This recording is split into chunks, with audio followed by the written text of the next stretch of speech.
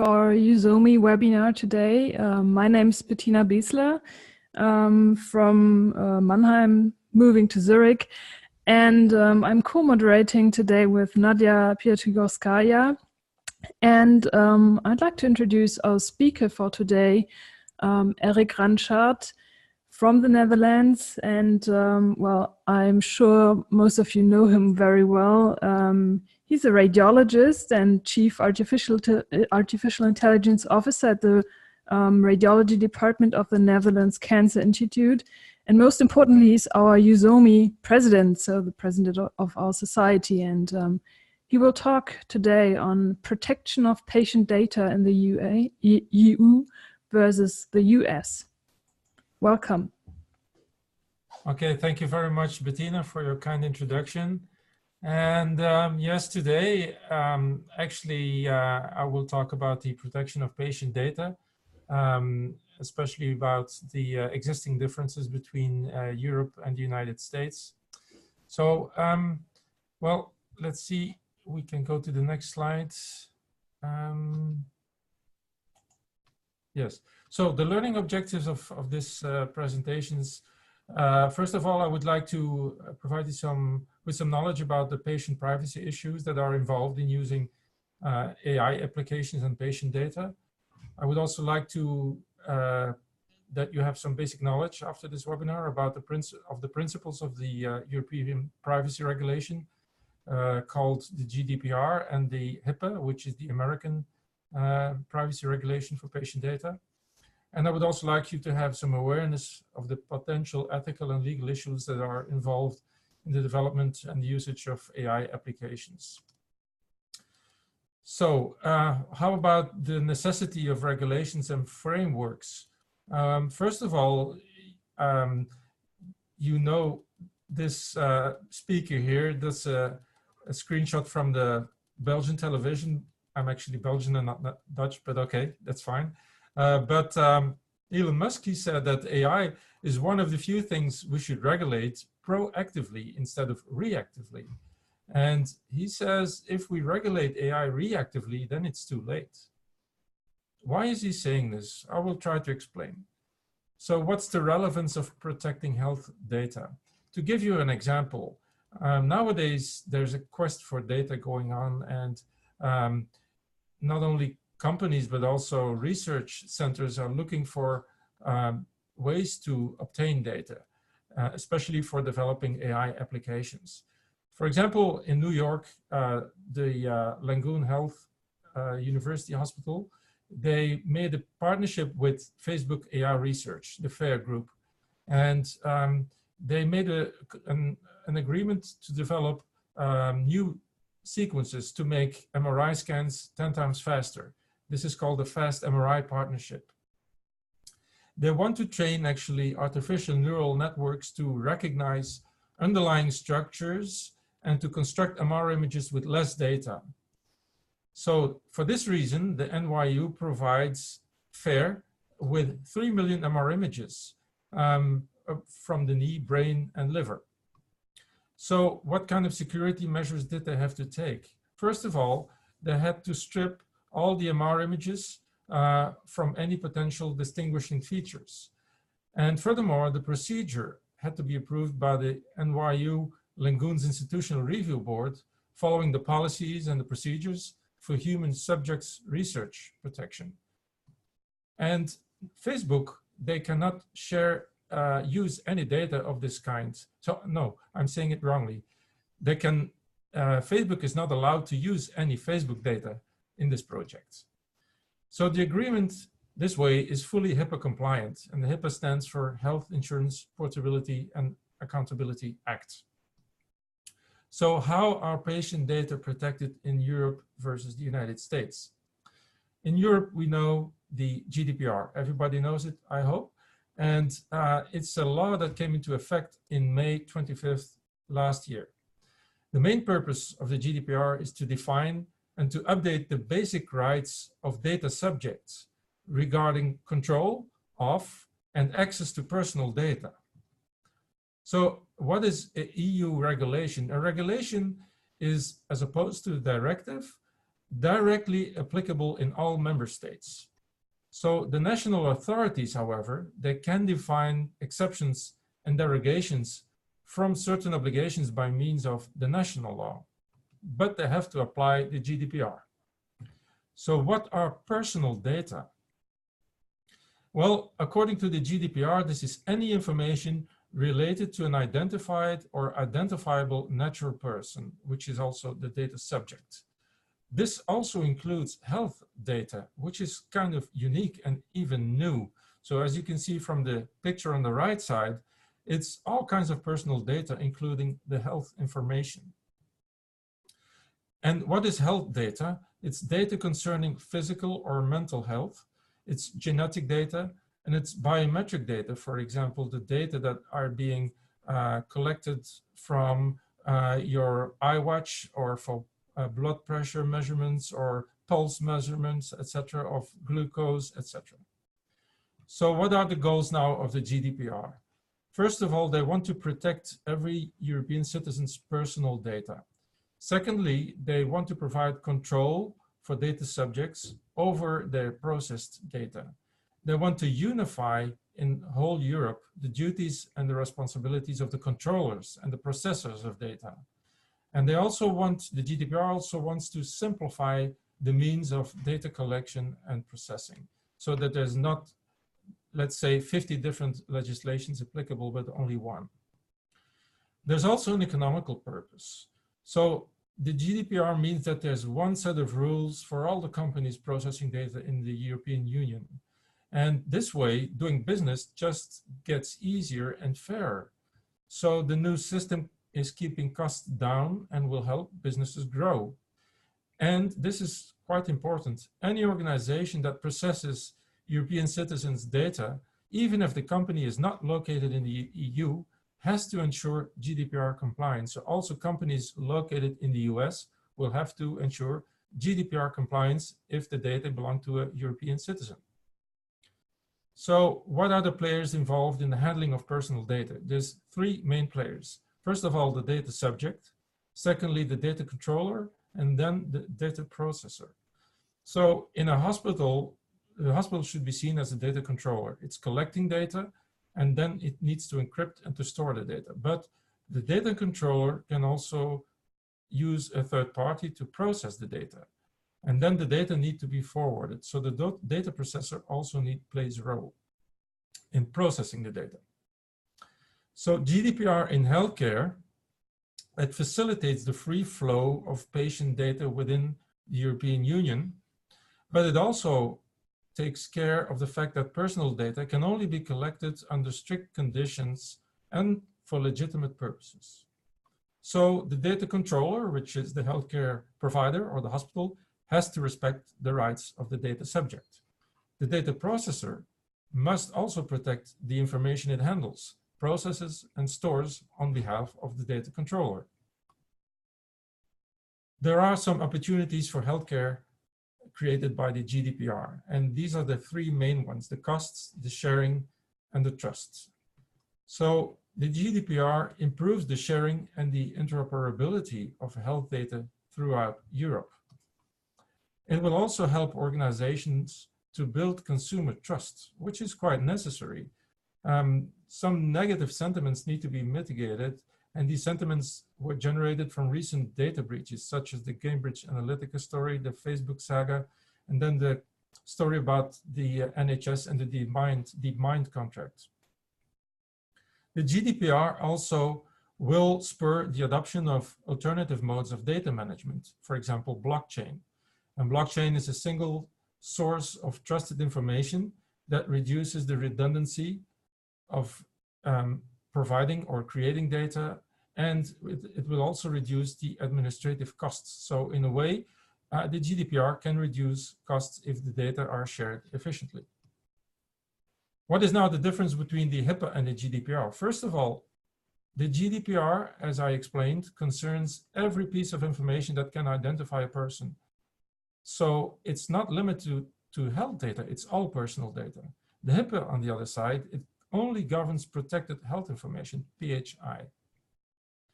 What is now the position of the European Society of Radiology? Well, the GDPR is welcomed by the ESR. And this is published in a paper or a statement that can be downloaded for free in Insights on the website of the journal Insights into Imaging. So this is a good article to read, the new EU General Data Protection Regulation, what the radiologist should know.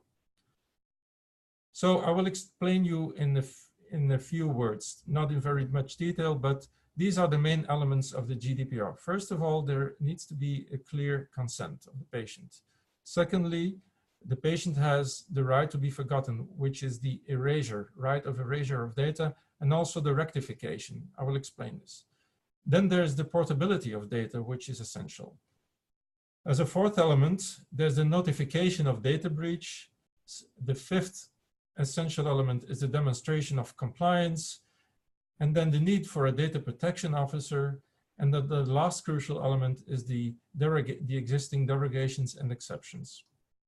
So first of all, there needs to be a clear consent of the patient, which means an explicit consent of the data subject prior to the data processing. So patients have to provide an explicit consent.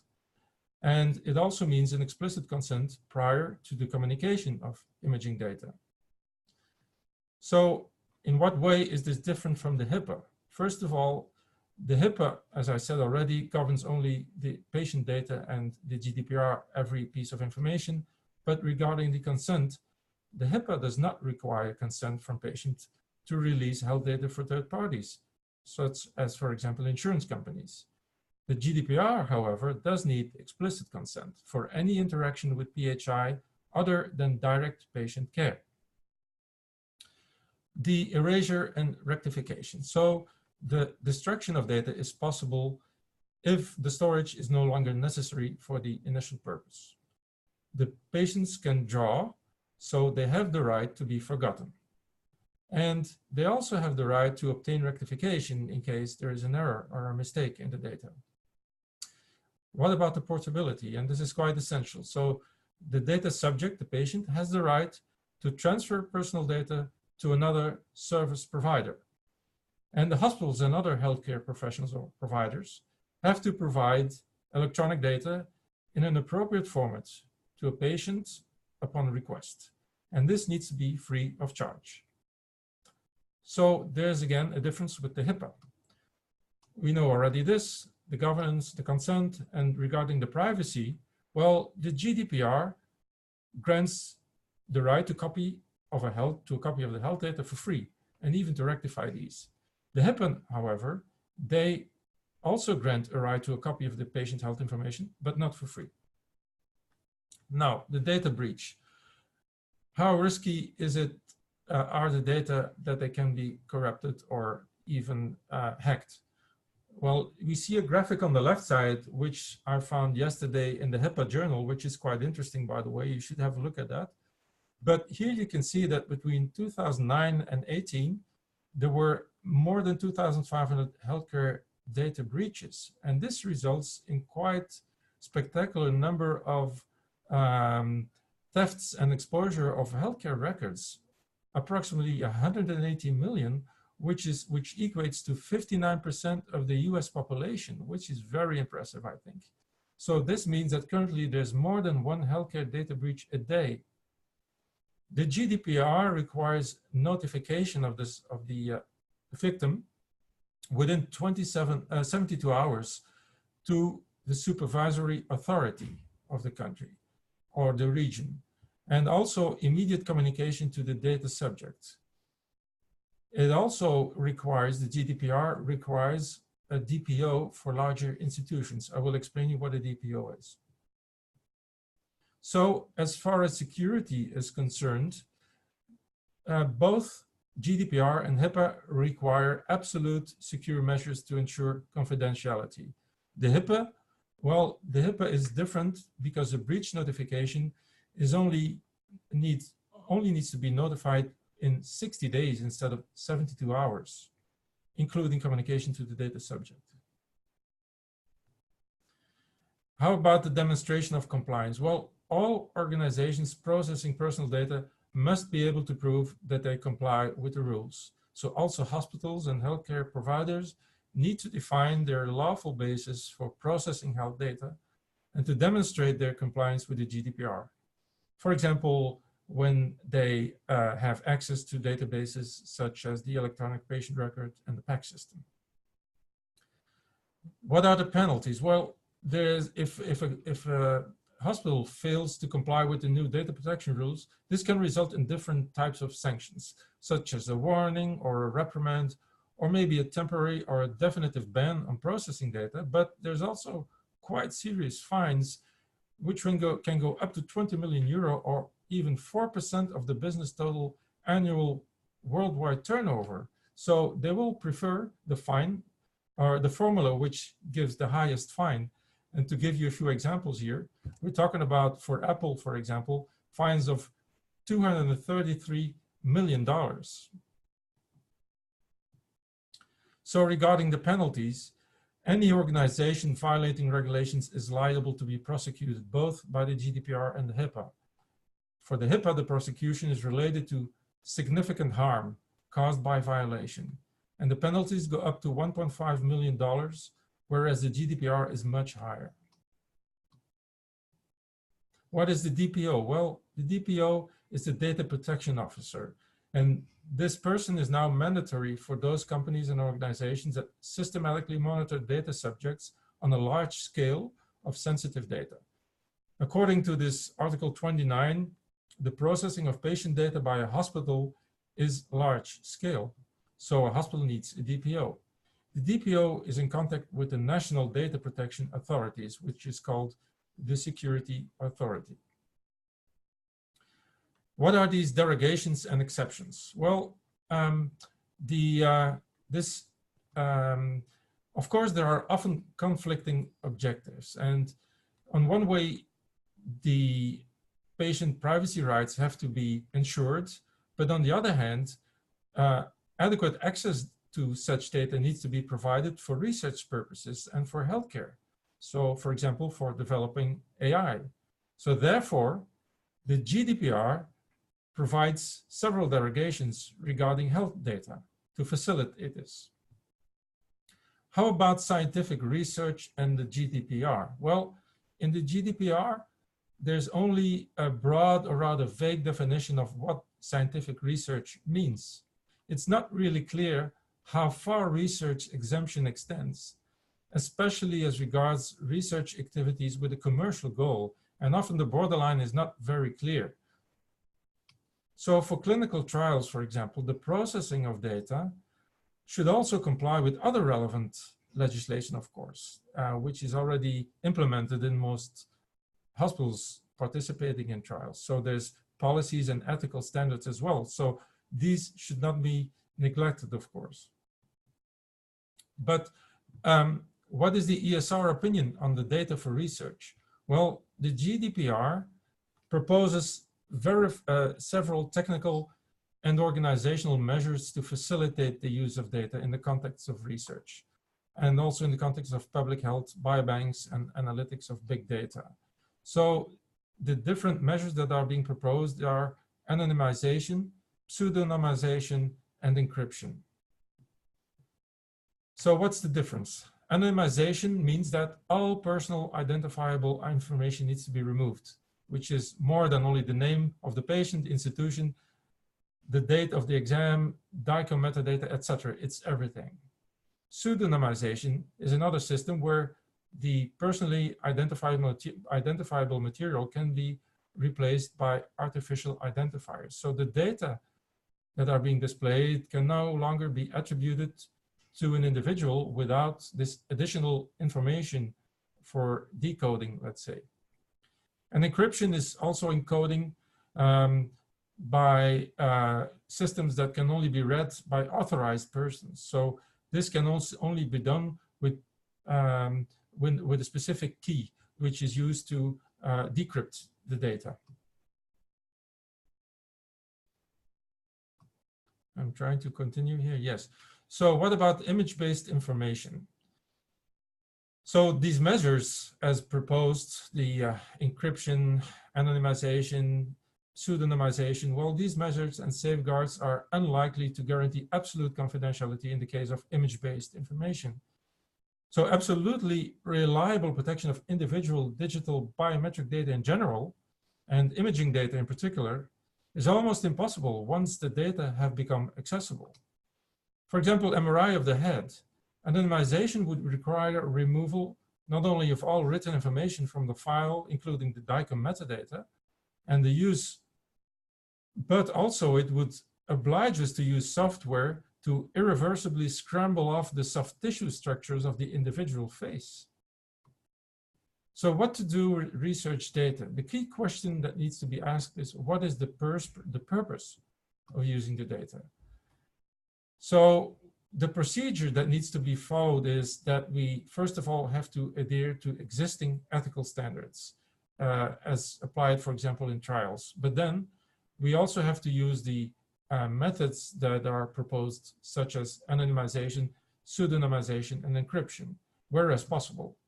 But in general, and this is also supported by the ESR, the pseudonymization is generally recommended, and this is mainly for pragmatic reasons. Existing exemptions, however, so if exemptions are being applied, they should never result in patient data being proposed or processed for other purposes by third parties, such as employers, insurance, or banking companies, commercial enterprises. So in these cases, exemptions will not be valid. Exemptions for scientific research, well, they may override three basic rights in the following conditions. First of all, the right of information can be overridden if the provision of the information involves a relative disproportionate effort, if it takes too much effort to provide the information. And secondly, the second right that can be overruled is the right to the processing. So if this is likely to render impossible or seriously impact the achievement of the objectives for the processing, then also this right can be overruled. And thirdly, the right to be forgotten. Well, if the processing is necessary for the performance of a task carried out for reasons of public interest, well, then also this right can be overridden. But I will show you, this is actually a text that was published today and distributed in our hospital in the Netherlands Cancer Institute. So as you can see here from the date, it's quite recent, but the explicit consent now will be asked to all patients of the Netherlands Cancer Institute. Before this, there was only an opt-out possibility for the patient, so which calls actually implicit consent. But based upon research on one hand, and also triggered by the GDPR on the other hand, they now decided that this will be provided or asked to all patients an explicit consent. And the research showed that 84% of the patients in the Netherlands want more transparency about the usage of data for scientific research. And on the other hand, the GDPR, as I explained before, requires explicit consent for special types of personal data. And these special types also include the data concerning health. So this is a policy which is being implemented from now on. Of course, we also have to talk not only about legal questions, but also the ethical questions. And certainly when we talk about artificial intelligence, so some algorithms, for example, to give you a few examples, some AI algorithms are impenetrable, certainly those constructed by unsupervised learning. So they make decisions based upon a system that is not very transparent. And this is also called a black box. So if the subject has the legal right to information, following the GDPR, of course, how can then decisions concerning a person made by an AI expert system be fulfilled if the system is not transparent? As you can, recently, many papers are being published regarding AI and also the ethical implications. So first of all, this is one article. Then the Canadian Association also published an interesting white paper. This is also a very good paper about the ethics and AI from Marcoli and Raim Guys. Then we have the French paper about AI and medical imaging in 2018. This is also an excellent paper, AI in healthcare, critical analysis of legal and ethical implications. So this shows you that there's a lot of questions about it. And I'm not saying that every question will be answered now, but there's still many things to be solved. But this is also a very good paper from the ESR, what the radiologist should know about artificial intelligence. Well, in this paper, the ethical issues are not really addressed in detail. They are referring to a paper which will be published soon, and I will explain you which paper that is. This is also an excellent paper, Protecting Your Patient's Interest in the Era of Big Data, AI, and Predictive Analysis. So here you can see the fundamental issues that are being discussed in the ethical issues. And mainly it's all related to privacy, confidentiality, the ownership of data, the equity of accessibility to AI, the black box, the transparency of the black box, and the informed consent. These are the main issues. This paper I was talking about, it's still in development. It's still under works going on, and it's a multi-society paper. And our society, the EuSoMII, together with the ESR and other societies are working on this. The ACR, the ESR, the RSNA, the Canadian Association, the SIM, the EuSoMII, and the American Association of Physicists is actively working on this paper. So now this paper has been published on the ACR website, and there was a call for comments. But this is already closed. This was closed on April 15th. But now the final paper is being written, and the final paper will be submitted to many other societies for approval. But in this paper, the ethics of AI are categorized into three main areas. The ethics of data, which means the ethics about the importance of the informed consent, the data privacy, the ownership of data, etc. Then the second part is the ethic of algorithms, and so the considerations to verify the safety and the moral use of these algorithms. And then the third part is the ethics of practice, which refers to the practice level policies that need to be applied for doing the right things to patients and in order to minimize inequalities. So what are the take-home messages? First of all, the GDPR regulates all personal data, including health data. The use of personal data, including health data, is strictly regulated for all European inhabitants and citizens. The GDPR is relevant to the development and usage of AI applications. And there are certain derogations applicable to data for scientific research. Several AI-related ethical questions still need to be answered. If you want to listen to a very interesting discussion, you should go to this website. It's from a podcast from Stanford. And this is really an interesting interview. I can only advise you to listen to this. And of course, there's a book that was published recently, which also includes a chapter about the ethical issues and the legal issues. And to finalize my presentation, I would like to invite you to our annual meeting, where, of course, also the legal and ethical issues will be discussed. I thank you.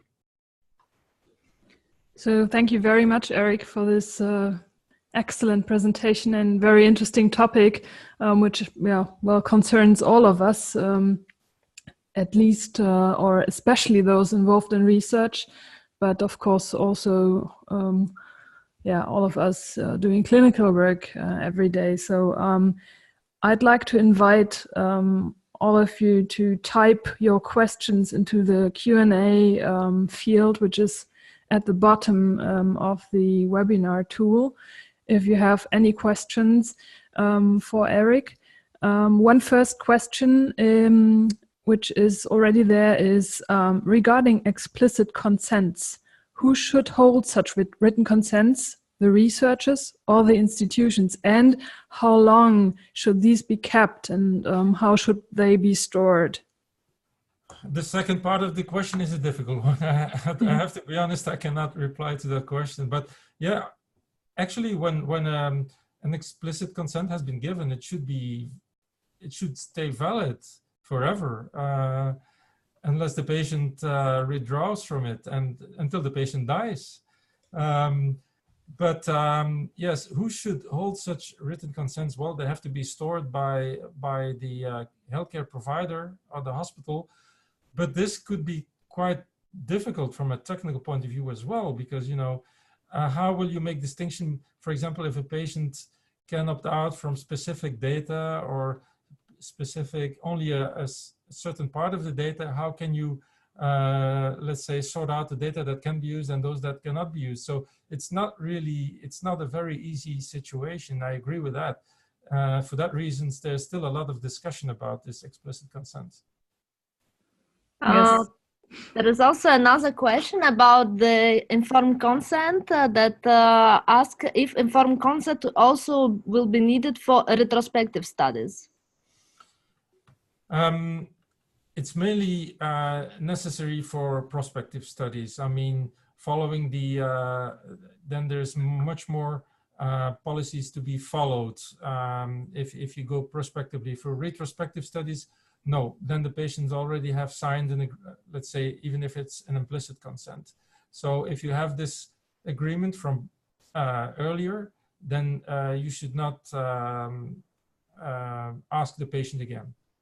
But anyway, you need to have agreement at least once, even if you want to analyze retrospectively your data. Yes. Okay, so another question, what is a practical procedure in case of secondary data use? Secondary data,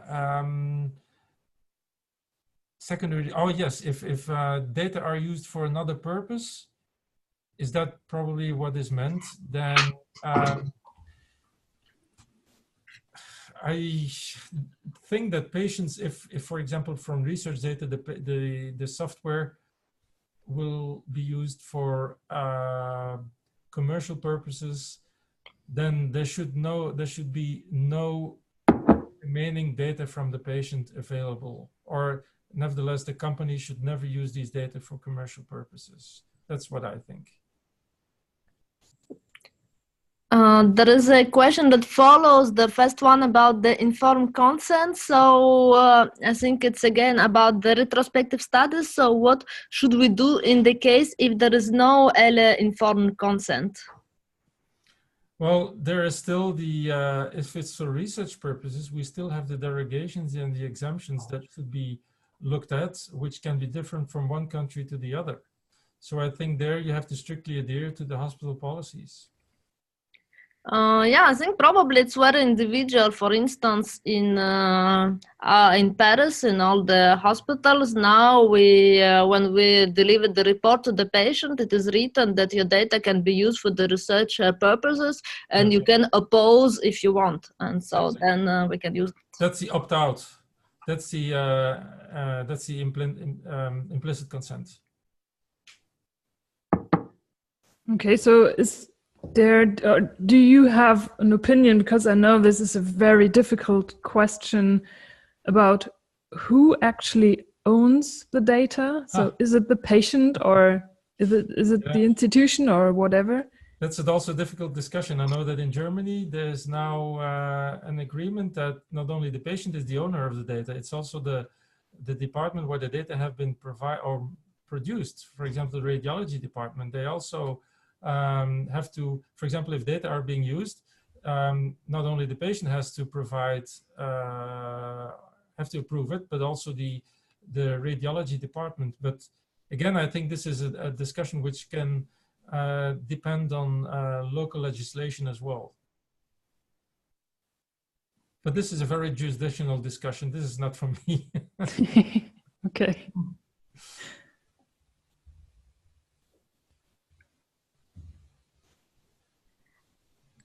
And do you think that now with all these new rules, it's become more difficult finally to do the research, or actually we should see it more as an opportunity to do things in a good way? Yes, that's a good question, Nadia. Well, that's what you can hear quite frequently, that GDPR is, let's say, making the research and development of AI applications in Europe more difficult.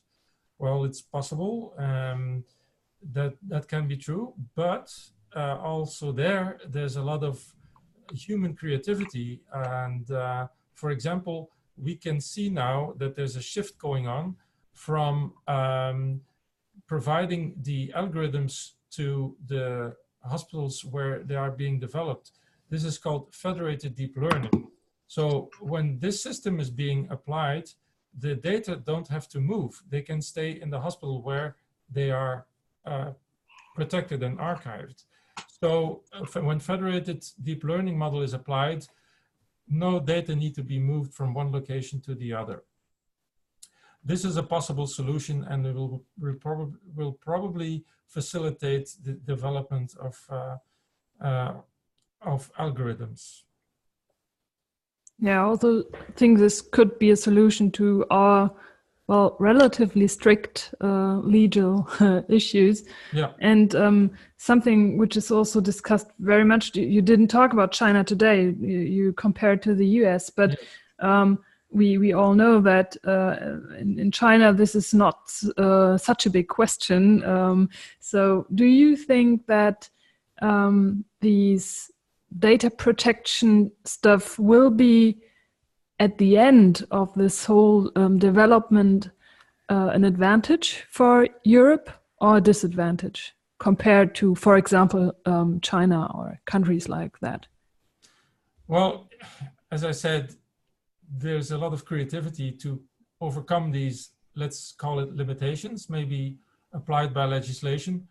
Nevertheless, it's in the advantage of the citizens that the data are being protected, but you can, that's why I advise you to look at this video at the end of my presentation, because there, this discussion is let's say, this topic is being discussed. What's the value of the individual protection of data versus the importance towards the public value of these data?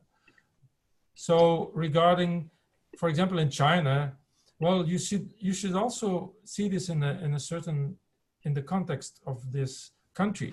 When you compare China to Europe, we know that in China there's a lot more areas which are deprived from medical care. There's many big cities in China, but there's also a lot of areas without medical care. So for providing these desolated areas with the least of medical care, they absolutely want to develop and also stimulate the development of AI applications. I have had this interview with Catherine Yang from Baidu, and you can listen to this or read this interview on my blog and on my podcast.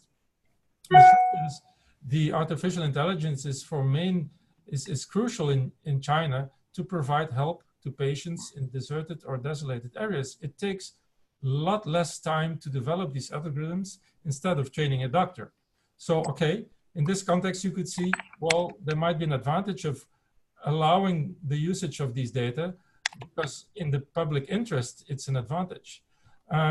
In our countries in Western Europe and the United States, and certainly in Western Europe, this is different.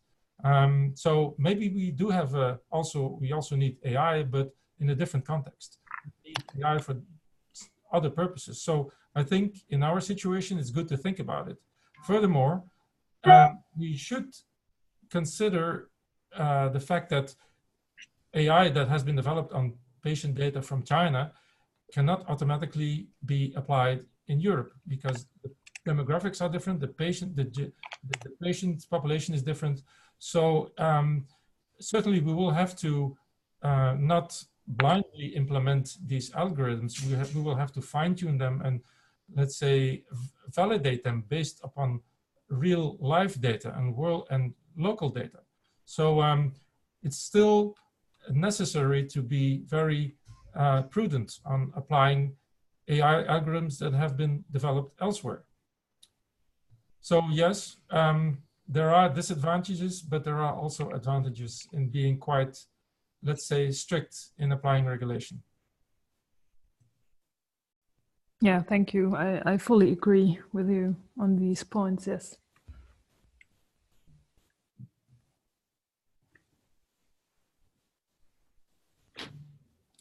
So there's no further questions. So last chance.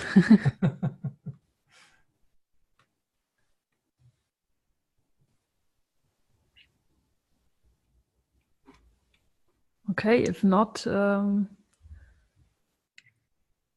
if you don't use your chance, perhaps I thank you again very much, Erik. I think this is a really important topic, which we all have to bear in mind, whatever we are doing with the patient data, and we all should, be updated, because there are many, perhaps new developments also, and yeah. So thank you very much. Thank you all for listening, and I hope you listen again to the next webinar. When will it be, Nadja? Thank you very much, Erik, for the presentation, and thank you, Bettina, for co-moderating with me. The next webinar is programmed in June.